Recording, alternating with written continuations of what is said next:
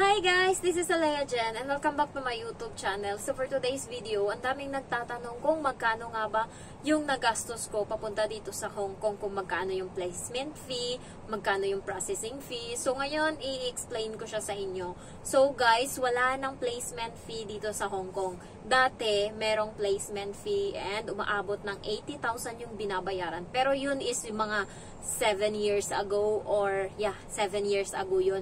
Ngayon wala na, binago na ng gobyerno ng Pilipinas nung si Duterte na yung umupo, char. So, nagbago na siya guys, wala nang ganun, processing fee na lang. So, madali na lang makapunta dito sa Hong Kong. And marami akong mga kaibigan na nandun sa Middle East na gustong pumunta dito sa Hong Kong. So, tinatanong nila ako ngayon kung magkano yung placement fee or processing fee dito sa Hong Kong. Wala nang placement fee, processing fee na lang. Yung processing fee na sinasabi ko, ayun yung babayaran mo yung medical. Ikaw lahat yan gagastos. Medical, NBI, kung wala ka pang passport, syempre kukuha kang passport. And then, dati meron pang back certificate or yung yung parang yellow ng vaccine. So, kapag 'di ba sa COVID 'yon, hindi ko lang alam ngayon kung meron pa. So, kumuha din kami ng 350 'yon, and then NBI, ayan, and then gagawa ka ngayon ng certificate of employment, pero mura lang 'yan. Pero kung magpapagawa ka, siguro mahal. So, ako lang kasi gumawa sa akin. Meron akong ano bang ginawa ko noon? Pinagawa ko pala sa sa computer, and nagbayad lang. Hindi pala, mali. Meron pala akong boyfriend, and then siya yung pinagawa ko, yung IT ko. Ex ko na yun eh. Pero siya, magaling siya sa kasi computer engineering yung kinuha niya. So, siya yung pinapagawa ko ng mga ganyan. Biodata ko siya, lahat yan. Kahit nahiwalay na kami, pa rin, nandun pa din kami sa good relationship. Pero, tinutulungan niya, backup ko yan siya basta mga computer, chuchu. So, ginawa niya ako ng certificate of employment. Madali lang yung certificate of employment, guys. Ito yung, this is certified that, halimbawa, yung amo mo sa Pinas yung gumawa nun, this is certified that Jenny Bibguarin is working with us for 3 years, like that, and ganyan. So, about sa amo, kayo lang yung gumawa nun, tas permahan lang, kunwari, yung amo ko doon na nilagay ko is yung pangalan na Ruby Rizaba, tas nilagyan ko lang ng R, ako lang pumirma, R, tapos Rizaba, ganon. So, arte-artehan nyo lang, and pinaprint ko lang siya sa computer shop, and 15 pesos yung binayaran ko. Next is ako lang din gumawa ng sa Payos. Ayan, Payos, and yung isa. Ako lang yung gumawa nun, basta yung mga about sa computer, ako lang yung gumawa. Kaya nakatipid ako. And then next is yung pa doon, medical, TESDA training. TESDA training ko is 5,000 pesos.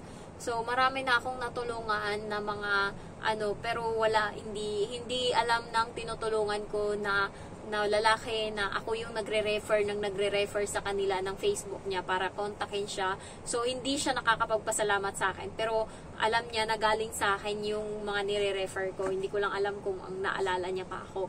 So, sa kanya ako nag-ask ng question, nag-inquire, and sabi niya nga, 5,000, 3 days na training yon, and lang dapat, 2 days lang siya. Tapos, 1 day na assessment. So, 2 days mo lang aralin yung TESDA. Mahirap siya sa mahirap. Kaya kailangan, alam nyo yun, madali kayong mag-pick up and seryosohin nyo. May bibigay sila sa inyong papel. Binabayaran yun ata ng 15 or 30 pesos. Nakalimutan ko. So, ayun yung aralin nyo, yung mga, doon, name, ayan, yung meaning ng, may meaning doon ng iwan ko kung ano yun. Basta TESDA, may pinapasaulo sila. Sauluhin nyo yung mga table setting, guys. Yung can I bus out, can I bus in, ganon. So, importante yan, yung mga conversation. Kasi doon mismo sa training, ipapagawa sa iyo yan. Next is yung mga lulutuin. Maraming lulutuin, and hindi mo alam kung saan sa'yo. Hindi ka pwedeng mamili ng eto lang yung aaralin ko kasi eto lang yung lulutuin ko. Hindi ganon. Dapat lahat aralin mo, kasi pagdating doon sa TESDA, bunot-bunutan kayo, hindi mo alam kung ano yung mapunta sa'yo. Kung mapunta sa'yo yung chicken kabsa, malala yun, yung pagkain ng mga Middle East, na maraming nilalagay saffron, ano pa yan, yung mga spices guys, yung may mga paprika, ganyan. So, malala. Buti ka mo, hindi ganyan yung napunta sa akin. So, yung napunta sa akin nung time na yun is sweet and sour. Ayan. So, yan yung napunta sa akin. Merong iba, pasta, sweet and sour. Yung mga, ano naman, may mga dessert, coffee jelly, salad, ganyan, Cobb salad, ano pa yan. So, lahat yan guys is ipapaluto kung ano yung napunta sa'yo. Tapos yung soup sa akin is egg drop soap ba yun? Ayan. So, meron ding iba na yung spring onion, ganyan. So, marami siyang mga papaluto sa'yo. Kaya kailangan, alam mo kung ano yung gagawin. Kaya kailangan sauluhin mo yung mga papaluto sa'yo. Yun yung importante. And the next is, tandaan nyo guys, lalo yung mga hindi pa nakapagtrabaho as domestic helper, na merong brush doon sa CR na nakalagay sa gilid. Hindi yun brush sa sahig, brush yun sa loob ng toilet bowl. Kasi nga yung kasama ko, sinabi ngayon ng nag-a-assess na, sige, pakita mo sa akin ngayon kung paano mag-brush ng CR. Aba, ay paano maglinis ng CR. Aba, kinuha yung brush, guys. Binras ngayon sa labas ng bowl. Binas niya doon sa may upuan ng bowl. Binas niya ngayon sa sa sahig. Sumigaw yung nag-a-assist sa amin. Ano ba? Napaka-dugyot mo. Hindi mo ba alam kung saan yan ginagamit? Sabi niya, binabrush yan sa loob ng toilet bowl. Yung mga tae nandyan nakadikit. Tapos pag alis ngayon ano pangalan mo? Anong number ka? Number ano yun siya? Number 1. Nakalimutan ko na.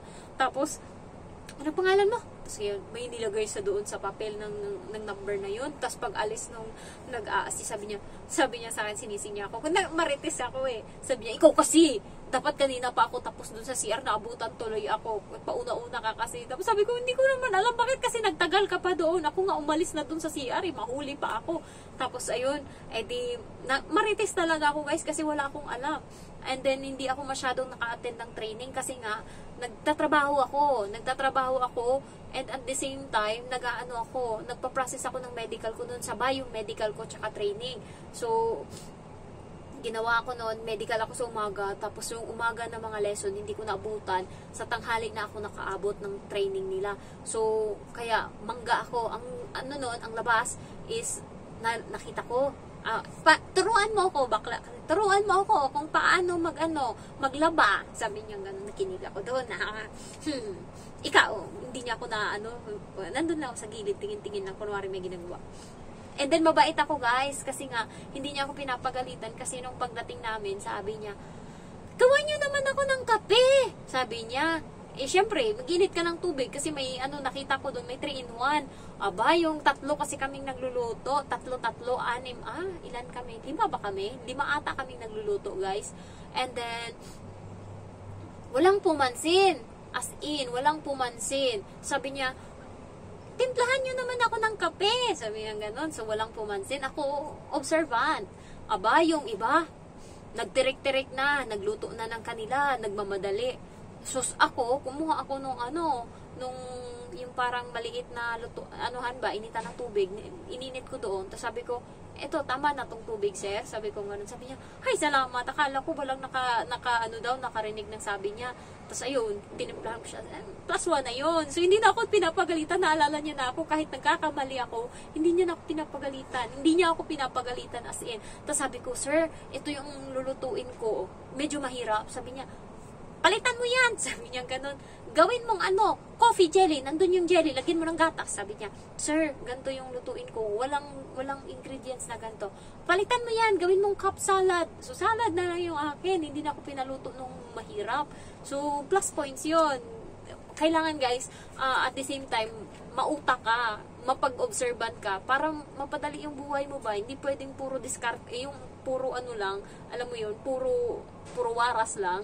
So, hindi niya ako pinagalitan nung nakinig ako doon sa naglalaba. Kasi wala akong idea dyan eh. Hindi rin ako marunong gumamit ng washing dati sa Pinas. Hindi kami nagwa-washing kasi hand wash lang.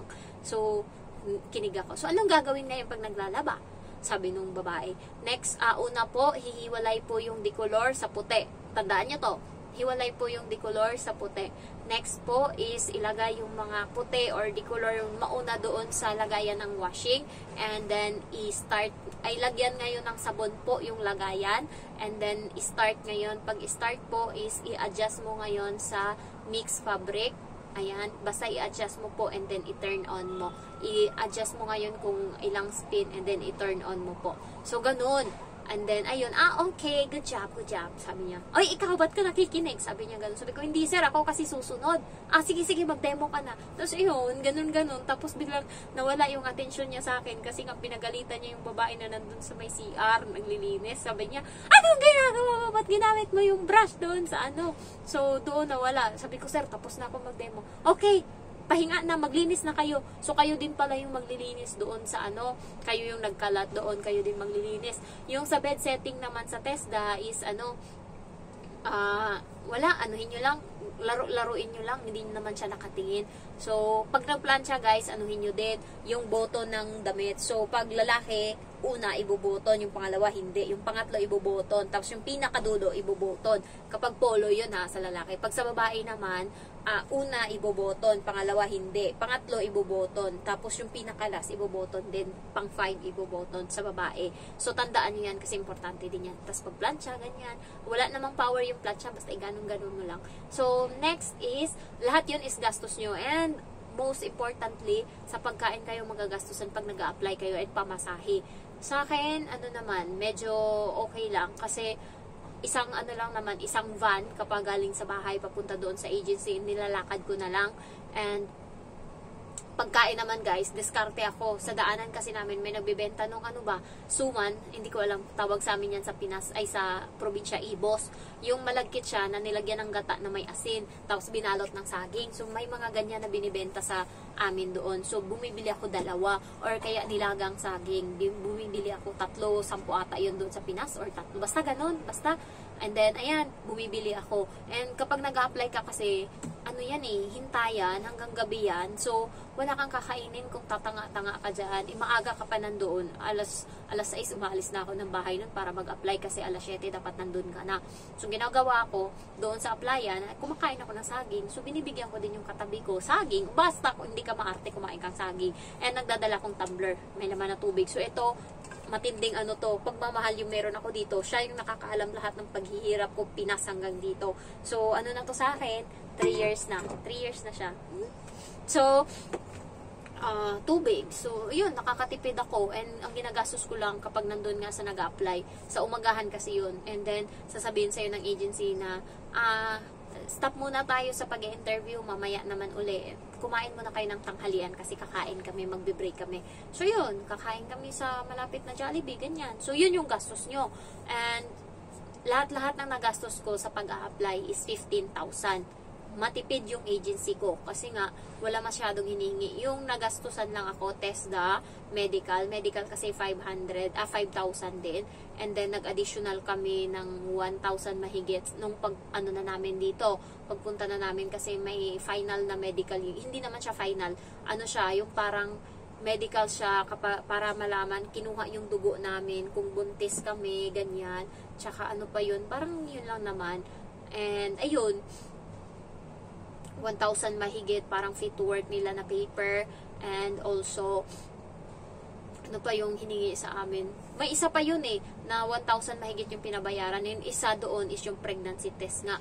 Doon yun sa ginawa. Doon sa isang medical. So, ayun yung mga ginawa namin. And also, yung mga buhok is pinagupitan, ganyan. Common yan dito. And ayan, humaba na siya. Awa ng Diyos. So, pa ba? Basta pamasahe, and then pagkain. Sa Light and Hope, meron kaming binabayaran na photo and video. So, photo sila, magpipicture sa'yo, may camera sila doon, and then video sila din. Sa Kings kasi, ikaw gagawa. So, hindi ka nila sisingilin ng photo and video kasi ikaw gagawa ng photo mo. Picture ka ngayon sa pader na puti, and then video ikaw din. Sa Light and Hope, iba, kasi may mga uniform silang ipapasuot sa'yo. Pipicturean ka nila naka-uniform, ganyan. Yun yung pero 15,000 lahat-lahat na yun na nagastos. Pidos pala, 100 yung binayad namin, parang registered. And then OWA, wala kaming bayad. Kasi yung OWA guys, amo yung nagbabayad nun. So, may pinapacharge din sa amo. And may nagtanong sa akin nung nakaraan kung magkano nga ba yung binabayad ng amo para makuha tayo or makaka-hire ng helper. So, dito sa Hong Kong, yung binabayaran nila is nasa 13,000 Hong Kong dollar or 12,000 Hong Kong dollar. Sa pera natin is tumatakbo siya ng nasa sabi na natin 85 or 90,000 pesos. So, ayun yung binabayaran nila. So, yun. Hati sila ng agency dito sa Hong Kong and agency sa Pinas. So, ganun lang. Ang ticket is sagot ng amo. So, by the way guys, I'm going to show you my top. This is 10 Hong Kong dollar and ang brand niya is 68. And this is the pants I buy for only 10 Hong Kong dollar. Yung uso ngayon, alam niyo yung kung nanonood kayo ng Pinoy Big Brother, yung sinusuot ni Fiang, ayan, na malaki siya. Ayan. Charon! 10 Hong Kong dollar lang to, bago pa siya. So, nakita ko siya kanina sa ukay-ukay. And then, nakabili ako ng Casetify original na 10 Hong Kong dollar din. And, siya, iPhone 15 Pro Max. Kasya sa dito. Meron dong isa, maganda din, tas black. Kaso hindi sinisiksik ko siya kasi tinatry ko muna bago ko bilhin, baka kasi mali. So sinisiksik ko siya ngayon, ayaw. And 15 Pro Max din yung nakalagay doon. Tapos hindi siya magkasya. Maganda sana yun kasi nga kahit na nakahiga kang ganun, siya doon, meron siyang standing dito na pwede kang panood. So, ang ganda niya, ang tibay, kulay black. Hindi nga lang magkasya kahit anong pilit ko kanina. Gustong-gusto ko talaga siya. Tinulungan na nga ako ng India na ipasok kasi gustong-gusto ko. Nakikita niyang nahihirapan ako pero pinupush ko talaga. Kaso wala talaga. Ayan. So, ayun lang guys yung mga nag-a-apply.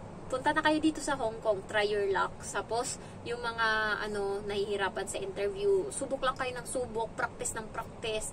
Ayan. And sa YouTube guys, meron kayong, pwede nyong i-search yung Light and Hope na name, Light and Hope. And then marami doong lalabas na mga interview nila, Light and Hope interview. Yung yung photo and video. So para may idea kayo and pwede nyo yung magamit para makapag kayo, pag na-in-interview kayo ng employer, alam nyo na kung ano isasagot nyo kasi nandoon na yung mga pattern ba. Meron doon na mga interview nila, ano yung pangalan mo, so makaka-idea kayo yung English nyo, makonstruct nyo na, panoorin nyo sa YouTube, try ko ha, kung siya, kung gumagana. Kasi dito, kaya ako naka-apply sa Light and Hope kasi nagbabrowse lang ako noon sa sa Hong Kong, and then ayun, Light and Hope. Light Hope pala yung nakalagay. Ayan.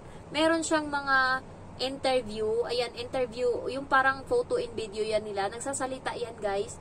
Ayan. So, meron akong, pakinggan natin to. Baka, sana hindi ako ha. My name is Jolene Akchan, 80 years old, married with 2 kids, age of 10 years old and 2 years old. I'm a high school grad. Okay, so why do you want to work in Hong Kong? I want to work in Hong Kong because I want to support my family needs, especially the education of my kids, and to have my savings for the future. Alright, do you have a working experience abroad as a domestic helper? No, sir, but I had an experience working as a domestic helper. Meron akong interview nito, guys. Alam daw to nila, nakita ng mga kaibigan ko, pero hindi ko siya makita. Sila sinend nila sa akin yun, nakita nila yung interview ko, pero ako hindi ko makita yung ko. So, pag nakita ko, ko sa inyo, ha? Ipapakita ko sa inyo. So, ayun lang guys, thank you for watching and I love you all, bye-bye.